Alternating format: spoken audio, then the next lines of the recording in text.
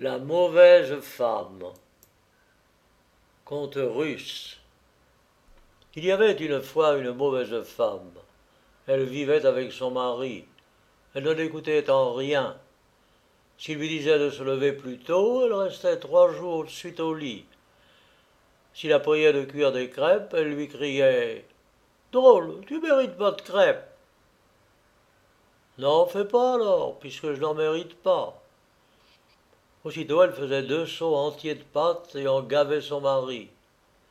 Mange, misérable, mange, il faut que tout soit mangé. Et il ne faisait que se disputer avec elle. Un jour, fatigué, il s'en alla dans le bois chercher des fraises. Il arriva près d'un cassissier, et sous ce cassissier, il aperçut une fosse sans fond. Il regarda et réfléchit. À quoi bon vivre avec une mauvaise femme et passer ma vie entière à me disputer? Puisque je puis faire son éducation, envoyons-la dans ce trou-là. Et il retourne à la maison. Ne va pas, ma femme, chercher les fraises dans la forêt. Non, j'irai tout de suite. Oh, j'ai trouvé un pied de cassissier. N'y cueille point de cassis. Oh, je cueillerai tout, et je m'en laisserai pas un grain pour toi. Le mari s'en va dans le bois. Sa femme le suit. Ils arrivent au cassissier. La femme y court et crie à son mari. N'approche pas, voleur, je te tuerai. Elle s'avance. Patatras, la voilà tombée dans l'abîme sans fond.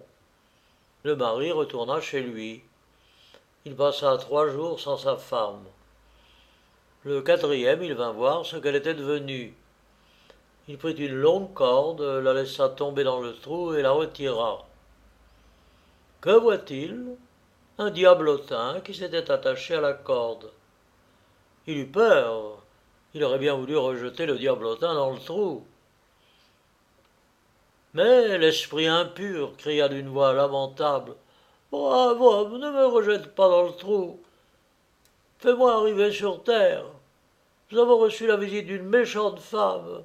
Elle nous mord et nous pince, t'as dégoûté de la vie. Je te paierai bien.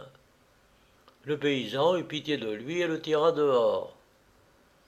Paysan, lui dit le diablotin, viens avec moi dans la ville de Vologda. Je rendrai les gens malades, et toi, tu les guériras.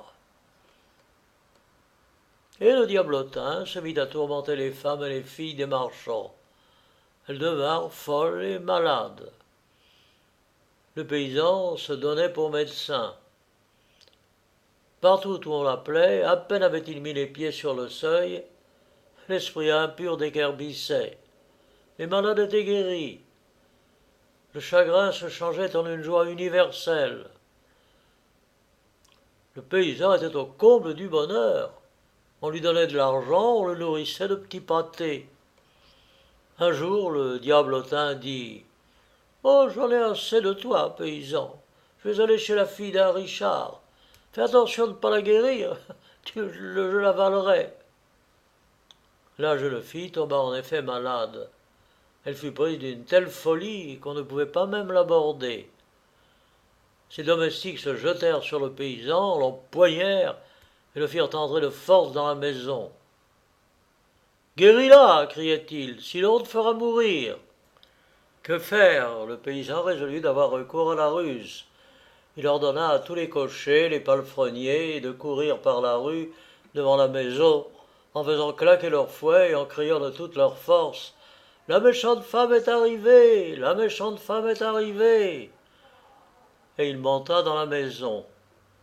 Dès qu'il eut aperçu le diablotin entra en fureur et s'écria « Que veux-tu, drôle? Attends un peu, je vais m'en prendre à toi. » « Comment? Répliqua le paysan. « Je suis venu pour t'avertir que la méchante femme est revenue. » Le diable saute à la fenêtre, il s'essuie les yeux, il tend l'oreille. Dans la rue, on crie à pleine voix « La méchante femme est venue! La méchante femme est venue !» Mon bon ami, où me cacher? Mais retourne dans ton trou, elle s'y montrera plus. Le diable s'y précipite. On n'entendit plus parler de lui. Quant à la jeune fille, elle guérit, s'en alla danser, chanter des chansons. Son père, en récompense, donna au paysan la moitié de son bien. Et la méchante femme, oh, elle est toujours dans le trou.